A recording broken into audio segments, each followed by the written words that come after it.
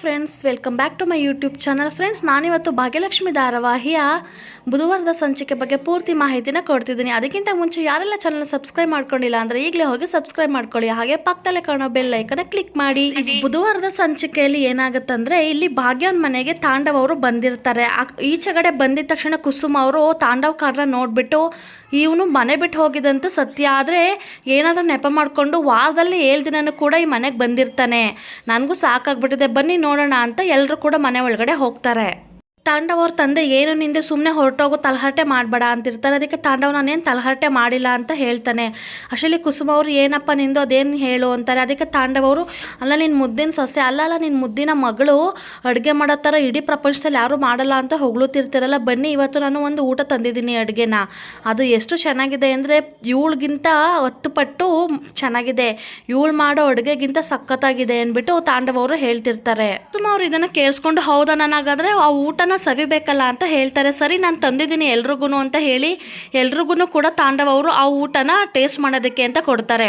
ಎಲ್ಲರೂ ಕೂಡ ನಗಾಡ್ಕೊಂಡು ಟೇಸ್ಟ್ ಮಾಡ್ತಾರೆ. ಟೇಸ್ಟ್ ಮಾಡಿಬಿಟ್ಟು ಹೇಗಿದೆ ಊಟ ಅಂತ ತಾಂಡವ್ ಅವರು ಕೇಳಿದಾಗ ಇದು ತುಂಬಾ ಚೆನ್ನಾಗಿದೆ, ಹೌದು ನಾನು ಇಂಥ ಊಟನ ಯಾವತ್ತೂ ಕೂಡ ತಿಂದೇ ಇರಲಿಲ್ಲ ಅಂತ ಕುಸುಮ ಅವರು ಹೇಳ್ತಾರೆ. ಅಷ್ಟರಲ್ಲಿ ಸುಂದರಿ ಅವರು ಹೇಳೋದಕ್ಕೆ ಅಂತ ಬರ್ತಾರೆ, ಇದು ನಮ್ಮನೆಯದೇ ಅಡುಗೆ ಅಂತ.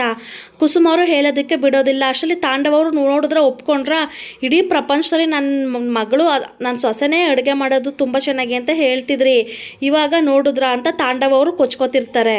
ತಾಂಡವ್ ಅವರು ನೋಡಿದ್ರೆ ನನ್ನ ಸೊಸೆನೇ ದೊಡ್ಡ ಲಿಜೆಂಡು, ಎಲ್ಲ ಅದರಲ್ಲೂ ಗೊತ್ತಾಗುತ್ತೆ ಅವಳಿಗೆ ತುಂಬ ಚೆನ್ನಾಗಿ ಅಡುಗೆ ಮಾಡ್ತಾಳೆ ಅಂತ ಇಷ್ಟು ದಿನ ಹೊಗಳುತ್ತಿದ್ರಿ, ಅವಳಿಗಿಂತ ದೊಡ್ಡ ಲಿಜೆಂಡ್ಗಳಿದ್ದಾರೆ ಅಂತ ಇವಾಗಲಾದರೂ ಗೊತ್ತಾಯ್ತಾ ಅಂತಾರೆ. ಅದಕ್ಕೆ ಕುಸುಮ ಅವರು, ಹೌದು ಕಣ, ನಾನು ಈ ದಡ್ಡಿ ಭಾಗ್ಯನ ಯಾವಾಗಲೂ ಕೂಡ ತುಂಬ ಚೆನ್ನಾಗಿ ಅಡುಗೆ ಮಾಡ್ತಾಳೆ ಅಂತ ಅಂದ್ಕೊಂಡಿದ್ದೆ, ಆದರೆ ಇವಳಿಗಿಂತ ಚೆನ್ನಾಗಿರೋರು ಲಿಜೆಂಡ್ಗಳಿದ್ದಾರೆ ಅಂತ ನನಗೆ ಗೊತ್ತೇ ಇರಲಿಲ್ಲ ಅಂತ ಕುಸುಮ ಅವ್ರು ಹೇಳ್ತಾರೆ. ರೀತಿ ಮನೆಯವರೆಲ್ಲ, ಹೌದು ನಮ್ಮ ಭಾಗ್ಯಕ್ಕ ಏನೋ ಅಡುಗೆ ಮಾಡ್ತಾರೆ ಅಂತ ಅಂದ್ಕೊಂಡಿದ್ವಿ, ಅವ್ರಿಗಿಂತ ಚೆನ್ನಾಗಿ ಅಡುಗೆ ಮಾಡೋರೆಲ್ಲ ತುಂಬ ಜನ ಇದ್ದಾರೆ, ಇವಳಿಗೆ ಸರಿಯಾಗಿ ಅಡುಗೆ ಮಾಡಕ್ಕೆ ಬರಲ್ಲ ಅಂತ ಎಲ್ಲರೂ ಕೂಡ ಹಾಗೇನೆ ತಾಂಡವ್ ಕಾಲನ್ನ ಎಳಿತಿರ್ತಾರೆ. ತಾಂಡವ್ಗೆ ಇದು ಗೊತ್ತಾಗಲ್ಲ. ಸರಿ ಅಮ್ಮ, ಇವಾಗಲಾದರೂ ಹೇಳು ನಿನ್ನ ಸೊಸೆಗೆ ಅದೇ ರೀತಿ ಅಡುಗೆ ಮಾಡೋದನ್ನ ಕಲಿ ಅಂತ ಹೇಳ್ತಾನೆ. ಅದಕ್ಕೆ ಕುಸುಮ ಅವರು, ಅದೇನು ನನಗೆ ಗೊತ್ತಿಲ್ಲ ಭಾಗ್ಯ, ನೀನು ಇನ್ಮೇಲೆ ಇದೇ ರೀತಿ ಅಡುಗೆನ ರುಚಿಯಾಗಿ ಮಾಡಬೇಕು ಅಂತಾರೆ. ಅದಕ್ಕೆ ಸರಿ ಅತ್ತ ನಾನು ಕಲ್ತ್ಕೋತೀನಿ ಅಂತ ಭಾಗ್ಯ ಅವರು ಹೇಳ್ತಾರೆ. ಶ್ರೀ ತಾಂಡವ್ ಅವರು, ಬರೀ ಅಡುಗೆ ಮಾಡೋದು ಅಷ್ಟೇ ಅಲ್ಲ, ಮಾನವೀಯತೆಯೂ ಕೂಡ ಇರಬೇಕು. ನೀನು ಗೊತ್ತಮ್ಮ, ಮೊನ್ನೆ ನಾನು ರಾತ್ರಿ ಹೊತ್ತು ಹುಷಾರಿಲ್ಲ ಅಂತ ಹೇಳಿದ ತಕ್ಷಣ ಅವರು ಅಡುಗೆ ಮಾಡಿ ನಮಗೆ ಕೊಟ್ಟು ಕಳಿಸಿದ್ರು ಅಂತ ಹೇಳ್ತಾನೆ. ಅಷ್ಟರಲ್ಲಿ ಭಾಗ್ಯ ಮತ್ತು ಕುಸುಮ ಅವರು ಅದನ್ನು ನೆನಪು ಮಾಡ್ಕೋತಿರ್ತಾರೆ. ಕುಸುಮ ಅವರು ಅಷ್ಟರಲ್ಲಿ, ಹೌದಾ ರಾಜ, ನಿನ್ಗೆ ಹುಷಾರಿಲ್ಲದೆ ಇದ್ದಾಗಲೆಲ್ಲ ಅವರು ಅಡುಗೆ ಮಾಡಿಕೊಟ್ರ ಅಂತ ಹೇಳಿದಾಗ ತಾಂಡವ್ ಅವರು, ಹೌದು ಅಮ್ಮ, ನನಗೆ ಹುಷಾರಿಲ್ಲದೆ ಇದ್ದಾಗ ಅವರೇ ಅಡುಗೆನ ಮಾಡ್ಕೊಬಂದು ಕೊಟ್ಟರು, ಇದು ಒಳ್ಳೆತನ ಇದ್ದವ್ರಿಗೆ ಮಾತ್ರ ಸಾಧ್ಯ, ನಿಮ್ಮ ಮಗಳಿಗಾದ್ರಲ್ಲಿ 5% ಇಲ್ಲ ಬಿಡಿ ಅಂತ ತಾಂಡವ್ ಅವರು ಹೇಳ್ತಿರ್ತಾರೆ. ಅಷ್ಟರಲ್ಲಿ ಕುಸುಮ ಅವರು, ಹೌದು ನೀನು ಹೇಳಿದ್ದು ಕರೆಕ್ಟು, ಮತ್ತು ಈ ರೀತಿ ಅಡುಗೆ ಮಾಡಬೇಕು ಅಂತಂದ್ರೆ ನಮ್ಮ ಭಾಗ್ಯನ ಕೈಲಿ ಎಲ್ಲಿ ಸಾಧ್ಯ ಆಗುತ್ತೆ, ಅವಳು ಇದೇ ರೀತಿ ಅಡುಗೆ ಮಾಡಬೇಕಂದ್ರೆ ಕನಿಷ್ಠ ಇನ್ನೂ 10 ವರ್ಷನಾದರೂ ಪಳಗಬೇಕು ಅಂತ ಹೇಳ್ತಾರೆ. ಅದಕ್ಕೆ ಭಾಗ್ಯವರು, ಹೌದು ಅತ್ತು, ನಾನು ಇನ್ನೂ 10 ವರ್ಷನಾದರೂ ಅಡುಗೆ ಮನೆಯಲ್ಲಿ ಕೆಲಸ ಮಾಡಬೇಕು, ಆವಾಗ ಈ ರೀತಿ ಅಡುಗೆ ಮಾಡೋದಕ್ಕೆ ಸಾಧ್ಯ ಅಂತ ಹೇಳ್ತಿರ್ತಾರೆ. ಕುಸುಮ ಅವರು, ಸರಿ. ಕುಸುಮ ಅವರು ಅಡುಗೆ ಮನೆಗೆ ಹೋಗ್ಬಿಟ್ಟು ಬಾಕ್ಸ್ನ ಓಪನ್ ಮಾಡ್ತಿರ್ತಾರೆ. ತಾಂಡವ್ ಅವರು ನೋಡಿಬಿಟ್ಟು, ಅಲ್ಲ ನಾನು ತಂದಿರೋ ಬಾಕ್ಸ್ ಥರನೇ ಇಲ್ಲಿ ಇಷ್ಟೊಂದು ಬಾಕ್ಸಸ್ ಎಲ್ಲ ಇದೆಯಲ್ಲ ಹೇಗೆ ಅಂತ ಕೇಳಿದ ತಕ್ಷಣ ಕುಸುಮ ಅವರು, ಹೌದು ನಾವು ಕೂಡ ನೀವೆಲ್ಲ ಆರ್ಡ್ರ್ ಮಾಡ್ಕೊಂಡು ಊಟ ತರಿಸ್ಕೊಂಡಿದ್ರೆ ಅಲ್ಲೇ 4 ಡಬ್ಬನ ಆರ್ಡರ್ ಮಾಡಿ ಊಟನ ತರಿಸ್ಕೊಂಡಿದ್ವಿ ಅಂತ ಹೇಳಿ ತೊಗೊಬಂದು ತಾಂಡವ್ರಿಗೆ ಟೇಸ್ಟ್ ಮಾಡಿ ಅಂತ ಕೊಡ್ತಾರೆ. ತಾಂಡವ್ ಟೇಸ್ಟ್ ಮಾಡಿಬಿಟ್ಟು, ತುಂಬಾ ಚೆನ್ನಾಗಿದೆ, ಇದ್ರ ಬಗ್ಗೆ ನಾನು ಮಾತಾಡಬೇಕಾ, ಸಖತ್ತಾಗಿದೆ, ಆದರೆ ನನಗೊಂದು ಆಶ್ಚರ್ಯ ಏನಂದರೆ ನೀವು ಈ ಸರ್ವಿಸ್ ಬಗ್ಗೆ ಎಲ್ಲ ತಿಳ್ಕೊಂಡಿದ್ದೀರಲ್ಲ, ಆರ್ಡ್ರ್ ಮಾಡಿ ತರಿಸ್ಕೊಂಡಿದ್ದೀರಲ್ಲ, ಅದೇ ನನಗೆ ಆಶ್ಚರ್ಯ ಅಂತ ಹೇಳ್ತಾನೆ. ಅದಕ್ಕೆ ಕುಸುಮ ಅವರು, ಹೌದು ನನಗೆ ಎಲ್ಲದ್ರ ಬಗ್ಗೆನೂ ಗೊತ್ತು ಅಂತಾರೆ. ಅಲ್ಲಿ ಭಾಗ್ಯ, ಹೌದು ತಾಂಡವ್ ಅವರೇ, ನಮಗೆ ಎಲ್ಲರ ಸರ್ವಿಸ್ಗಳ ಬಗ್ಗೆನೂ ಕೂಡ ಗೊತ್ತು, ಹಾಗೆ ನಿಮಗೆ ಹುಷಾರಿಲ್ಲದೆ ಇದ್ದಾಗ ನೈಟ್ ಹೊತ್ತು ಮಜ್ಜಿಗೆ ಅನ್ನ ಮಾಡ್ಕೊಬಂದು ಕೊಟ್ರಲ್ಲ, ಅದು ಕೂಡ ನಮಗೆ ಗೊತ್ತು ಅಂತ ಹೇಳ್ತಾಳೆ. ಅದಕ್ಕೆ ತಾಂಡವ್ ಅವರು, ಹೌದಾ ನಿನಗೆಲ್ಲ ಅದ್ರ ಬಗ್ಗೆ ಹೇಗೆ ಗೊತ್ತು ಕತ್ತೆ ಅಂತ ಕೇಳ್ತಾನೆ. ಅಷ್ಟರಲ್ಲಿ ಭಾಗ್ಯ ಅವರು ಹೋಗ್ಬಿಟ್ಟು ಪಾಂಪ್ಲೆಟ್ಸ್ನ ತೊಗೊಬಂದು ಕೊಡ್ತಾರೆ. ತಾಂಡವ್ ಅವರು ನೋಡ್ಬಿಟ್ಟು ಶಾಕ್ ಆಗ್ತಾರೆ. ನನಗೆ ಇದ್ರ ಬಗ್ಗೆ ಹೆಂಗೆ ಗೊತ್ತು ಅಂತಂದರೆ ಈ ಬಿಸ್ನೆಸ್ನ ಮಾಡ್ತಿರೋದು ನಾನೇ ಅಂತ ಹೇಳ್ತಾಳೆ. ತಾಂಡವ್ ಅವರು ಫುಲ್ ಶಾಕ್ ಆಗ್ತಾರೆ. ಸರಿ, ಎಲ್ಲರೂ ಕೂಡ ತುಂಬಾ ಖುಷಿಯಾಗಿ ನೋಡ್ದ. ಕೊನೆಗೂ ನೀನು ಎಲ್ಲೇ ಹೋಗಿ ಎಲ್ಲೇ ಬಂದ್ರೂ ಕೂಡ ನಮ್ಮ ಭಾಗ್ಯ ಮಾಡಿರೋ ಅಡುಗೆನ ಒಪ್ಕೊಂಡಿಯಲ್ಲ, ಆ ಅಡುಗೆನೇ ತಿಂದಿಯಲ್ಲ ಚೆನ್ನಾಗಿದೆ ಅಂತ, ಅದು ನಮಗೆ ಬೇಕಾಗಿರೋದು ಅಂತ ಕುಸುಮ ಅವರೆಲ್ಲ ಹೇಳ್ತಾರೆ. ಅಷ್ಟರಲ್ಲಿ ಸುಂದ್ರಿ ಅವರು ಹೇಳ್ತಾರೆ, ಹೌದು ಅದ್ರ ಜೊತೆಗೆ ಇನ್ನೊಂದು ಮಾತು ಹೇಳ್ದ ತಾಂಡವ್ ನೆನಪಿದ್ಯಾ, ಇದನ್ನೆಲ್ಲ ಮಾಡೋದಕ್ಕೆ ಮಾನವೀಯತೆ ಇರಬೇಕು, ತುಂಬಾ ಜಾಸ್ತಿ ಇರಬೇಕು ಅಂತ. ಇದನ್ನು ಕೂಡ ಒಂದು ಪರ್ಫೆಕ್ಟ್ ಪಾಯಿಂಟು ಅಂತ ಸುಂದ್ರಿ ಅವರು ಹೇಳ್ತಾರೆ. ಅವರು ಶಾಕಲ್ಲಿ ಏನು ಮಾತಾಡ್ದೆ ಹಾಗೆ ನಿಂತಿರ್ತಾರೆ. ಅದಕ್ಕೆ ಕುಸುಮ ಅವರು ಮಾತಾಡು ಇವಾಗ ಅಂತ ಹೇಳಿದಾಗ ಕುಸುಮ ಅವರ ಯಜಮಾನ್ರು, ಅಯ್ಯೋ ಅವನಲ್ಲಿ ಮಾತಾಡ್ತಾನೆ, ಈಗ ಕನ್ನಡ ನಿಘಂಟನ್ನ ತೊಗೊಬಂದು ಕೊಟ್ಟರೆ ಅವನು ನೋಡ್ಕೊಂಡು ಮಾತಾಡ್ತಾನೆ ಅಂತ ಆಡ್ಕೋತಿರ್ತಾರೆ. ಅಷ್ಟರಲ್ಲಿ ಕುಸುಮ ಅವರು, ಅಲ್ಲ ಕಣೋ ರಾಜ, ಅಲ್ಲ ಮಿಸ್ಟರ್ ತಾಂಡವ್ ಸೂರ್ಯವಂಶಿ, ನೀನು ಅವಳು ಯಾರನ್ನೋ ಮನೆ ಹಾಳಿನ ಕಟ್ಕೊಂಡಿಯಲ್ಲ, ಕೊನೆಗೆ ನಿನಗೆ ಹುಷಾರಿಲ್ಲದೆ ಇದ್ದಾಗ ನಮ್ಮನೆ ಊಟನೇ ಬೇಕಾಗಿತ್ತಾ, ಅಲ್ಲೂ ಕೂಡ ನಮ್ಮ ಭಾಗ್ಯ ಮಾಡಿರೋ ಅಡುಗೆನೇ ಬೇಕಾಯ್ತಾ ನಿನಗೆ. ಸುನಂದ ಅವರು, ನೋಡು ತಾಂಡವ್ ಇದನ್ನೇ ಹೇಳೋದು ಗಂಡ ಹೆಂಡತಿ ಸಂಬಂಧ ಅಂತ. ನಿನಗೂ ಮತ್ತು ಭಾಗ್ಯನಿಗೂ ಇಬ್ರಿಗೂ ಕೂಡ ಪ್ರೀತಿ ಇದೆ, ಆದರೆ ಇಬ್ರಿಗೂ ಕೂಡ ಅದನ್ನು ತೋರಿಸ್ಕೊಳಕ್ಕೆ ಬರ್ತಿಲ್ಲ ಅಷ್ಟೇ. ಇವಾಗಲಾದರೂ ಒಂದಾಗಿರಿ ಅಂತ ಹೇಳ್ತಾರೆ. ಕುಸುಮ ಅವರು, ನೋಡು ತಾಂಡವ್ ಈಗಲಾದರೂ ನಮ್ಮ ಜೊತೆ ಬಂದು ಎಲ್ಲನೂ ಬಿಟ್ಬಿಟ್ಟು ಇರು ಅಂತ ಹೇಳ್ತಾರೆ. ಅದಕ್ಕೆ ತಾಂಡವ್ ಅವರು ಕೋಪ ಮಾಡಿಕೊಂಡು ಶಟಪ್ ಅಂದ್ಬಿಟ್ಟು ಅಲ್ಲಿಂದ ಹೊರಟೋಗ್ತಾರೆ. ಆಚೆ ಬಂದ್ಬಿಟ್ಟು, ಇದರಲ್ಲಾದರೂ ಈ ಎಮ್ಮೆನೇ ಸಿಗಾಕ್ಸೋಣ ಅಂತ ಅಂದ್ಕೊಂಡೆ, ಕೊನೆಗೆ ಇದು ಫ್ಲಾಪ್ ಆಯ್ತಲ್ಲ, ನನ್ನ ಪ್ಲಾನ್ಗಳೆಲ್ಲ ಫ್ಲಾಪ್ ಆಗ್ತಿದೆ ಅಂತ ತಾಂಡವ್ ಅವರು ಹೇಳ್ಕೊತಿರ್ತಾನೆ. ಅಷ್ಟರಲ್ಲಿ ಭಾಗ್ಯ, ಏನು ತಾಂಡವ್ ನಿನ್ನ ಸಮಸ್ಯೆ ಅಂತ ಬರ್ತಾಳೆ.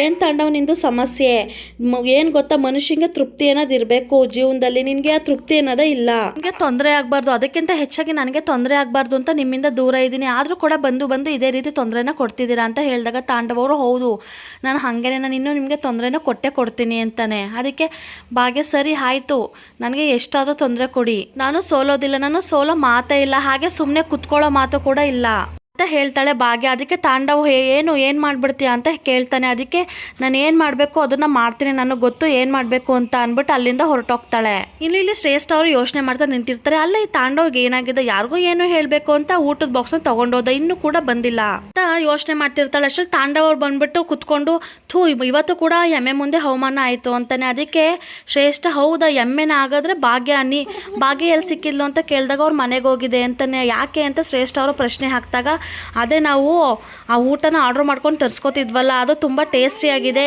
ಆ ಭಾಗ್ಯ ಮಾಡಿರೋ ಅಡುಗೆಗಿಂತ 10 ಪಟ್ಟು ತುಂಬಾ ಚೆನ್ನಾಗಿದೆ ಅಂತ ಎಲ್ರಿಗೂ ಕೂಡ ತಿಳ್ಸೋಕ್ಕೆ ಅಂತ ಹೋಗಿದೆ.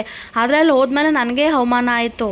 ಊಟ ಬರ್ತಿತ್ತಲ್ಲ ಯಾರ್ದು ಅಂತ ಅಂದ್ಕೊಂಡೆ, ಆ ಭಾಗ್ಯ ಎಮ್ಮೆ ಮಾಡ್ತಿದ್ದು, ನಾನು ಅದನ್ನು ತೋರಿಸ್ಬಿಟ್ಟು ಅವ್ರಿಗೆಲ್ಲ ಬೈಯೋಣ ಅಂತ ಹೋಗಿದ್ದೆ, ಆದರೆ ನಾನೇ ಸಿಗಾಕೊಂಡೆ, ಅವಳು ಮಾಡಿರೋ ಅಡುಗೆ ಅಂತ ಗೊತ್ತಿದ್ರೆ ನಾನು ಯಾವುದೇ ಕಾರಣಕ್ಕೂ ತರಿಸ್ತಿರ್ಲಿಲ್ಲ ಅಂತ ತಾಂಡವ್ ಹೇಳ್ತಾನೆ. ಶ್ರೇಷ್ಠ, ಅಲ್ಲ ತಾಂಡವ್, ಹೋಗೋಕ್ಕಿಂತ ಮುಂಚೆ ನನ್ನಾದ್ರೂ ಒಂದು ಮಾತು ಕೇಳಬೇಕಿತ್ತಲ್ವ, ನನಗೆ ಗೊತ್ತಿತ್ತು ಅದು ಭಾಗ್ಯನೇ ಮಾಡ್ತಿರೋದು ಅಂತ, ಸುಮ್ಮನೆ ಯಾಕೆ ಹೋಗಿ ಅಲ್ಲ ಅವ್ರ ಕೈಲೆಲ್ಲ ಬೈಸ್ಕೊಂಡು ಬಂದೆ ಅಂತ ಹೇಳಿದಾಗ ತಾಂಡವ್ ಶಾಕ್ ಆಗಿ, ಏನೋ ನಿನಗೆ ಗೊತ್ತಿತ್ತ ಭಾಗ್ಯ ಮಾಡ್ತಿರೋದು ಅಂತ, ನನಗಾದ್ರೂ ಒಂದು ಮಾತು ಹೇಳಬೇಕಲ್ವಾ ಅಂತ ಕೇಳ್ತಾನೆ. ಅದಕ್ಕೆ ಶ್ರೇಷ್ಠ, ನೀನೇ ತಾನೇ ಹೇಳ್ತಿದ್ದು ಅನ್ನದಾತ ಸುಖಿ ಭವ, ಅವ್ರ ಕೈಲಿ ಅಮೃತ ಇದೆ ಹಾಗೆ ಹೀಗೆ ಅಂತ, ಅದಕ್ಕೆ ನಾನು ಹೇಳಲಿಲ್ಲ ಅಂತಾಳೆ.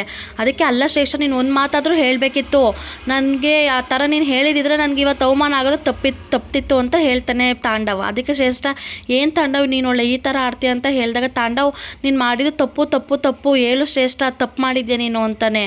ಅದಕ್ಕೆ ಶ್ರೇಷ್ಠ ಕೋಪ ಮಾಡ್ಕೊಂಡು, ಏನು ತಾಂಡವ್ ನೀನು ಒಳ್ಳೆ ಈ ಥರ ವಿಚಿತ್ರವಾಗಿ ಆಡ್ತೀಯ, ಗೋಡು ಹೇಳು ಅಂದ್ಬಿಟ್ಟು ಅಲ್ಲಿಂದ ಹೊರಟೋಗ್ತಾಳೆ. ಅಷ್ಟರಲ್ಲಿ ತಾಂಡವ್ ಆಫೀಸ್ ಅವನು ರಾಹುಲ್ ಬಂದುಬಿಟ್ಟು, ಸರ್ ನಾನು ರಾತ್ರಿ ಊಟಕ್ಕೆ ಆರ್ಡರ್ ಮಾಡ್ತಿದ್ದೆ, ನಿಮ್ಗೆ ಏನಾದರೂ ಬೇಕಾ ಅಂತ ಕೇಳ್ತಾನೆ. ತಾಂಡವ್ ಅವರು ಕೋಪದಿಂದ, ಅಲ್ಲ ಕಣೋ ನನಗೆ ಊಟಕ್ಕೆ ಆರ್ಡ್ರ್ ಮಾಡೋಕ್ಕೆ ನೀನೇ ನನ್ನ ಪಿಯನ, ಹೋಗೋ ಇಲ್ಲಿಂದ ಅಂತ ಬೈದು ಕಳಿಸ್ಬಿಡ್ತಾನೆ.